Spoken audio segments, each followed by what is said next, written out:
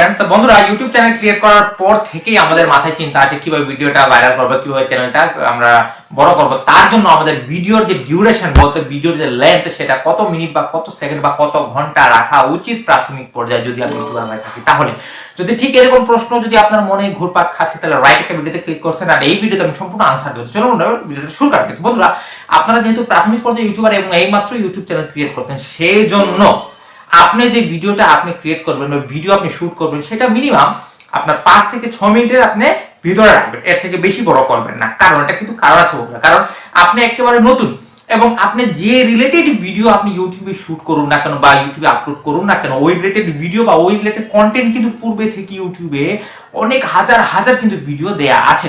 যেহেতু আপনি নতুন, তাহলে আপনি যদি বড় লেন্থের বা অনেক বড় লেন্থ বা অনেক ঘন্টা পর ঘন্টা আপনি ভিডিও দিয়ে শুট করেন, তাহলে হবে কি দর্শকরা আপনার ভিডিও দেখবেনই না, 1-2 মিনিট ক্লিক করার পর বা দেখার পর আপনার ভিডিও থেকে বেরিয়ে আসবে। এতে হবে আপনার যে অডিয়েন্স যে রিটেনশন আছে সেটা কিন্তু কম আসবে, ক্লিক থ্রু রেটটাও কম আসবে।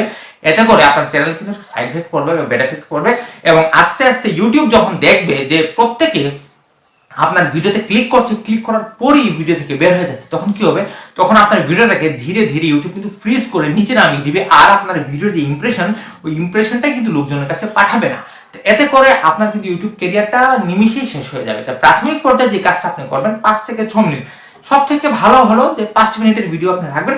এতে যদি কেউ কষ্ট করেও বা অনিচ্ছাকৃত ভাবে যদি 1 মিনিট থেকে 2 মিনিটও দেখে, তাহলে কিন্তু 30% 40% অডিয়েন্স রিটেনশনটা চলে আসে প্রাথমিক পর্যায়ে।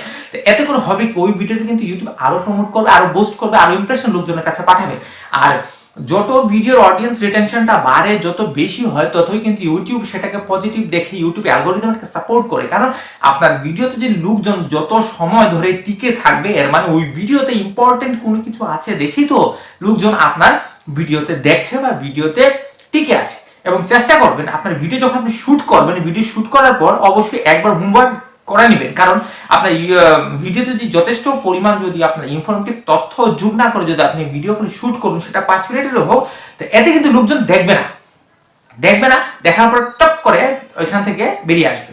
তো এতে করে আপনার ভিডিওর উপরে সাইড এফেক্ট পড়বে, চ্যানেলের উপরে সাইড এফেক্ট পড়বে, আর আপনার চ্যানেলটা ধীরে ধীরে কিন্তু ইউটিউব ফ্রিজ করে দিবে, আর চ্যানেল কিন্তু বড় কথা দূরের কথা ইমপ্রেশনই দিবে না ইউটিউব। এই জন্য আপনি যদি প্রাথমিক পর্যায়ে ইউটিউবার হয়ে থাকেন, তাহলে চেষ্টা করবেন প্রাথমিক পর্যায়ে প্রত্যেকটা ভিডিও 5 মিনিট, 6 মিনিট, 7 মিনিট এর উপরে আপনি ভিডিও বড় করবেন না। আশা করব ইউটিউবে আমার এই ভিডিওটা দেখার পর থেকে আর আপনার মনে এই ধরনের প্রশ্ন উৎপত্তি হবে না। আর যদি ও উৎপত্তি হয়ে থাকে, তাহলে আপনি সলিউশন পেয়ে গেছেন যে আপনাকে ভিডিওকে প্রাথমিক পর্যায়ে কত মিনিটে শুট করা উচিত বা কত লেন্থ এর ভিডিও বানানো উচিত। তো যদি ভিডিও ভালো লাগে আর বলার অপেক্ষা রাখেন না, সাবস্ক্রাইব করবেন, চ্যানেল লাইক করবেন, কমেন্ট করবেন আর শেয়ার করতে ভুলবেন না। Thank you.